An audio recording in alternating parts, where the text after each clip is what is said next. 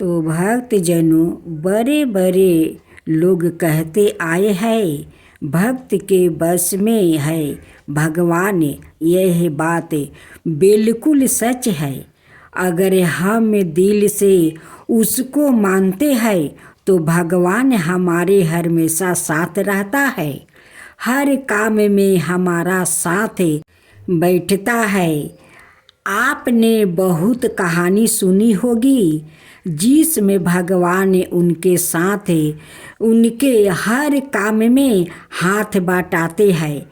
जैसे ब्रह्मानंद गुरु जब सिर पर गट्ठर लेकर आते हैं तो उनका गट्ठर अपने आप उनके सिर से ऊपर उठ कर आता था।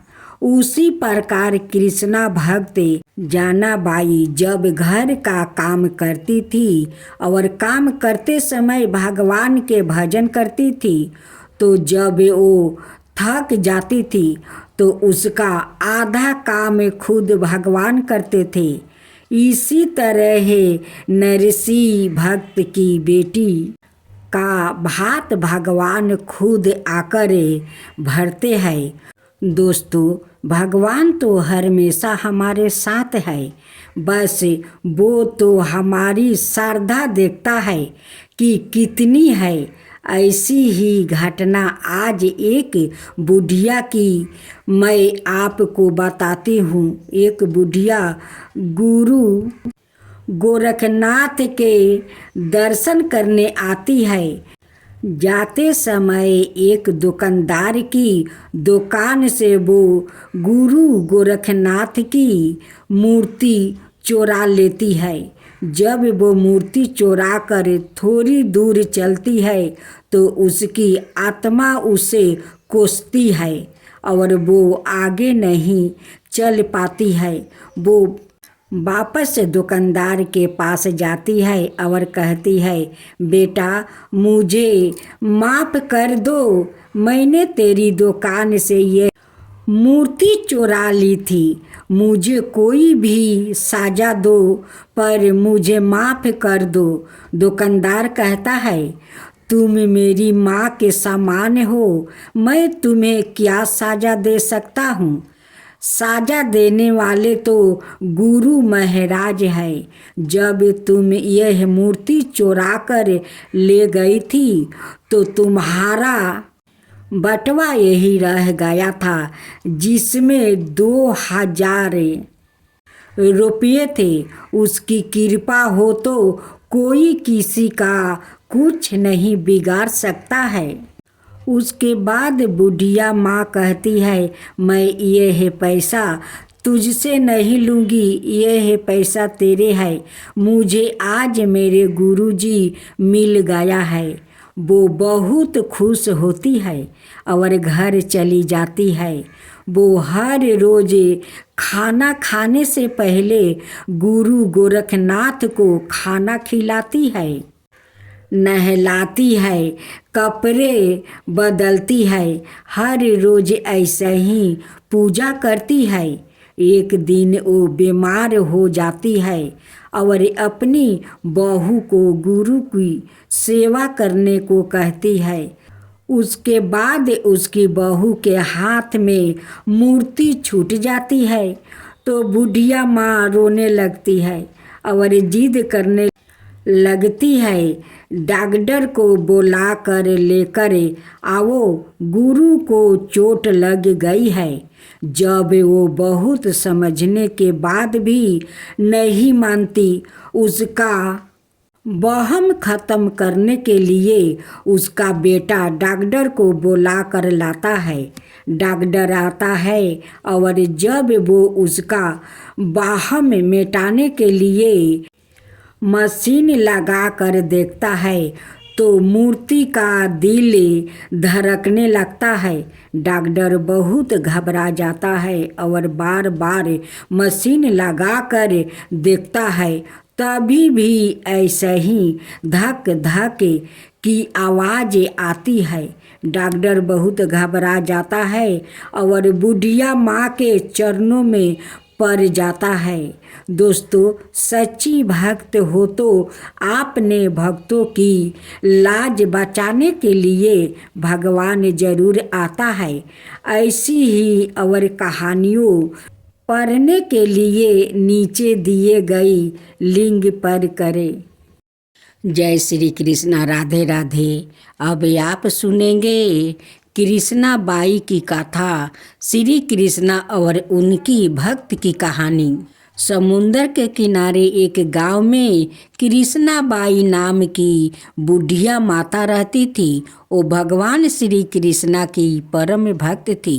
वो एक झोपड़ी में रहती थी।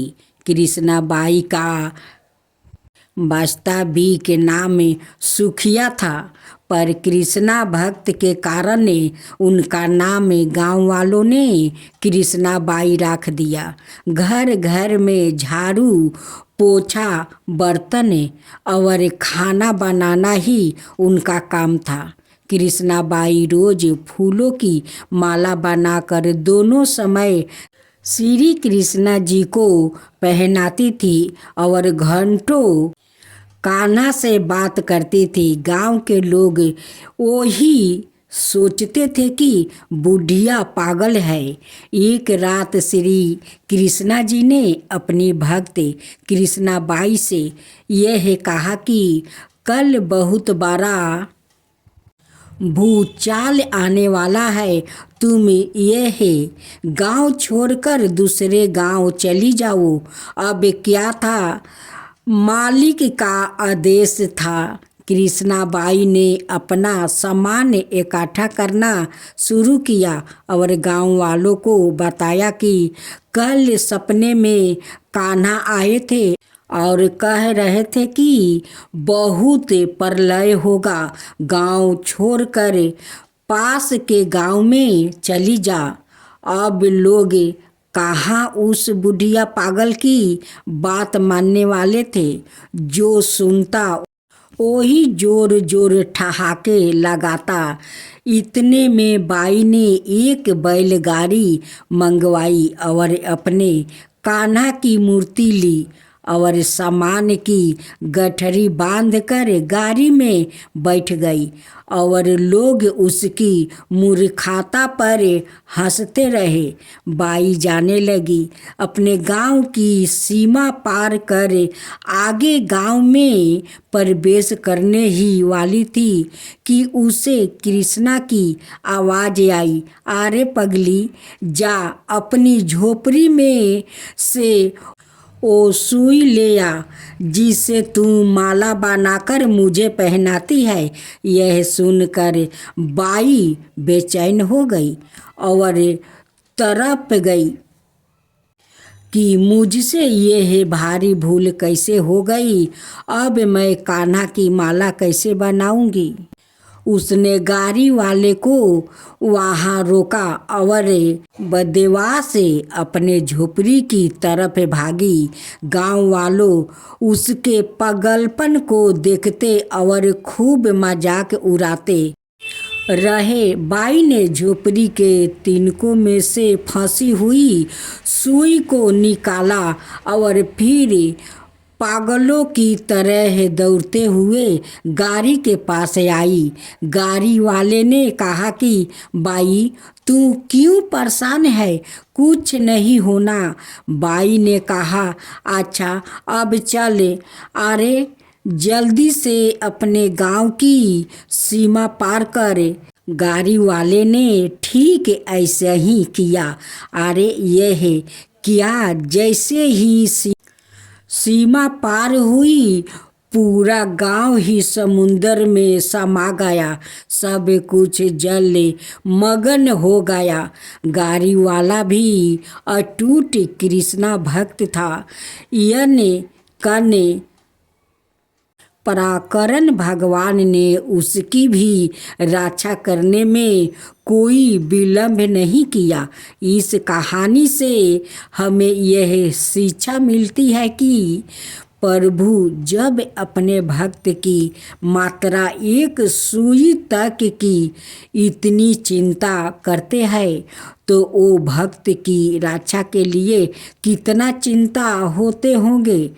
जब तक उस भक्त की एक सुई उस गांव में थी पूरा गांव बचा था। इसलिए कहा जाता है कि बड़ी बदरिया पाप की बरसाने लगे, अंगारे संत ना होते जगत में जल जाता संसार। अर्थात अगर इस दुनिया में संत में अच्छे व्याकित ना होते तो यह संसार कब का समाप्त हो गया होता। अब आप सुनेंगे माँ लक्ष्मी और साहूकार का बेटी की कथा। एक गांव में एक साहूकार रहता था। साहूकार के एक बेटी थी। वो हर रोज पीपल सींचने जाती थी। पीपल के वृक्ष में से लक्ष्मी जी प्रकट होती थी और चली जाती। एक दिन लक्ष्मी जी ने साहूकार की बेटी से कहा, तू मेरी सहेली बन जा। तब लड़की ने कहा कि मैं अपने पिता से पूछ कर बताऊंगी। साहूकार की बेटी ने घर जाकर अपने पिता से सारी बात कह दी। तब उसके पिताजी बोले, वो तो लक्ष्मी जी है, अपने को और क्या चाहिए, तू लक्ष्मी जी की सहेली बन जा। दूसरे दिन वो लड़की फिर गई। तब लक्ष्मी जी पीपल के पेड़ से निकल कर आई और कहा, सहेली बन जा। तो लड़की ने कहा, बन जाऊंगी, और दोनों सहेली बन गई। लक्ष्मी जी ने उसे खाने का न्योता दिया। घर आकर लड़की ने माँ बाप को कहा कि मेरी सहेली ने मुझे खाने का न्योता दिया है। तब बाप ने कहा कि सहेली के जिमाने जाइयो पर घर को संभाल कर जाना। तब वो लक्ष्मी जी के यहाँ जिमाने गई तो लक्ष्मी जी ने उसे साल दुसाला ओढ़ने के लिए दिया, रुपये दिए, सोने की चौकी, सोने की थाली में 36 प्रकार का भोजन परोस कर दिया। भोजन कर जब वो जाने लगी तो लक्ष्मी जी ने पाला पकड़ लिया और कहा कि मैं भी तेरे घर भोजन करने जाऊंगी।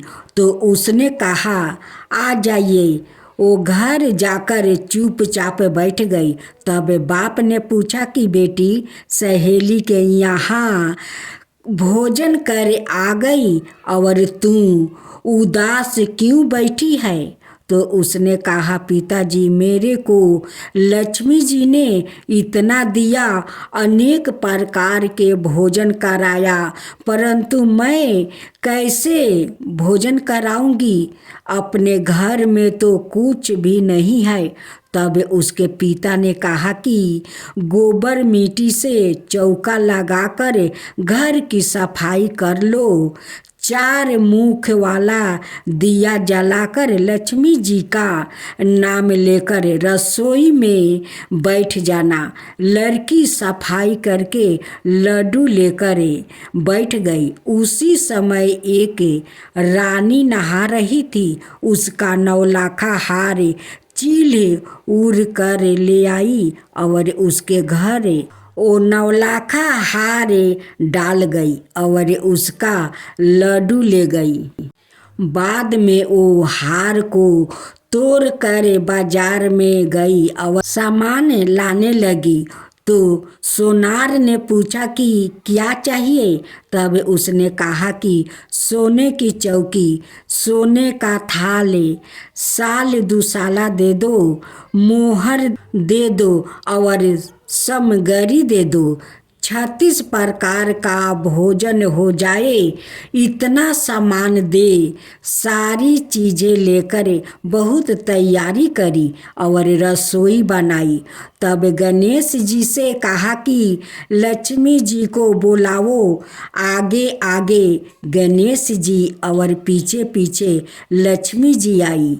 उसने फिर चौकी डाल दी और कहा, सहेली चौकी पर बैठ जाओ। जब लक्ष्मी जी ने कहा, सहेली चौकी पर तो राजा रानी के भी नहीं बैठी, किसी के भी नहीं बैठी, तो उसने कहा कि मेरे यहाँ तो बैठना पड़ेगा। फिर लक्ष्मी जी चौकी पर बैठ गई। तब उसने बहुत खातिर की। जैसे लक्ष्मी जी ने करी थी वैसे ही उसने करी। लक्ष्मी जी उस पर खुश हो गई। घर में खूब रुपया एवं लक्ष्मी हो गई। साहूकार की बेटी ने कहा, मैं अभी आ रही हूँ, तुम यही बैठा रहना। और वो चली गई। लक्ष्मी जी गई नहीं और चौकी पर बैठी रही। उसको बहुत दौलत दी। हे लक्ष्मी जी, जैसा तुमने साहूकार की बेटी को दिया वैसा ही सबको देना। कहते सुनते हुंकार भरते अपने सारे परिवार को दिए। पीहर में देना, ससुराल में देना, बेटे पोते को देना। हे लक्ष्मी माता, सबका कष्ट दूर करना, दरिद्रता दूर करना, सबकी मनोकामना पूर्ण करना। माँ लक्ष्मी की जय हो, माँ लक्ष्मी की जय हो। गणेश भगवान। अब सुने लपसी तपसी की कथा। एक लपसी था, एक तपसी था। तपसी हमेशा भगवान की तपस्या में लीन रहता था।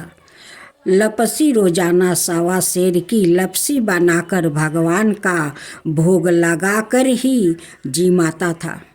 एक दिन दोनों झगड़ा करने लगा। तपसी बोला, मैं रोज भगवान की तपस्या करता हूँ, इसलिए मैं बारा हूँ। लपसी बोला, मैं रोज भगवान को 1.25 सेर लपसी का भोग लगाता हूँ, इसलिए मैं बारा हूँ। नारद जी वहाँ से गुजर रहे थे। दोनों को झगड़ता देखकर रुक गए और उनसे पूछा कि तुम क्यों लड़ रहे हो। तपसी ने खुद के बारा होने का कारण बताया और लपसी ने अपना कारण बताया। नारद जी बोले, तुम्हारा फैसला मैं कर दूंगा। दूसरे दिन लपसी और तपसी नहाकर अपनी रोज की तरह भक्ति करने आए तो नारद जी ने छुप करके 1.25 करोड़ की एक अंगूठी उन दोनों के आगे रख दिया। तपसी की नज़र जब अंगूठी पर पड़ी तो उसने चुपचाप अंगूठी उठाकर अपने नीचे दबा लिया। लपसी की नज़र अंगूठी पर पड़ी लेकिन उसने ध्यान नहीं दिया। भगवान को भोग लगाकर लपसी खाने लगा। नारद जी ने सामने आए तो दोनों से पूछा कि कौन बारा है। तो नारद जी ने तपसी से खारा होने को कहा। वो खारा हुआ तो उसके नीचे दबी अंगूठी दिखाई पड़ी। नारद जी ने तपसी से कहा, तपस्या करने के बाद भी तुम्हारा चोरी करने की आदत नहीं गई, इसलिए लपसी बारा है। तुम्हें तुम्हारी तपस्या का कोई फल भी नहीं मिलेगा। तपसी शर्मिंदा होकर माफ़ी मांगने लगा। उसने नारद जी से पूछा, मुझे मेरी तपस्या का फल कैसे मिलेगा। नारद जी ने कहा, यदि कोई गाय और कुत्ते की रोटी नहीं बनाएगा तो फल तुम्हें मिलेगा। यदि कोई ब्राह्मण को जिमा कर दक्षिणा नहीं देगा तो फल तुझे मिलेगा। यदि कोई साड़ी का साथ ब्लाउज नहीं देगा तो फल तुझे मिलेगा। यदि कोई दिए से दिए नहीं जलाएगा तो फल तुझे मिलेगा। यदि कोई सारी कहानी सुने लेकिन तुम्हारी कहानी नहीं सुने तो फल तुझे मिलेगा। उसी दिन से हर बरत कथा कहानी के साथ लपसी तपसी की कहानी भी सुनी और कही जाती है।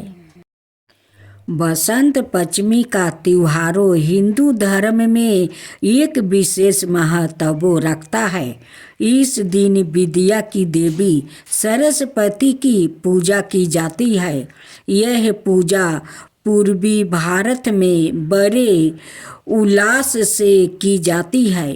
इस दिन स्त्रियां पीले वस्त्र धारण कर पूजा अर्चना करती है। पूरे साल को जिन 6 मौसमों में बांटा गया है उनमें बसंत लोगों का मनचाहा मौसम है। जब फूलों पर बहार आ जाती है, खेतों में सरसों का सोना चमकने लगता है, जौ और गेहूं की बलियां खिलने लगती है, आमों के पेड़ों पर मोर आ जाती है और हर तरफ तितलियां मंडराने लगती है, तब बसंत पंचमी का त्योहार आता है। इसे कुछ लोग ऋषि पंचमी भी कहते हैं। अब बसंत पंचमी की कथा।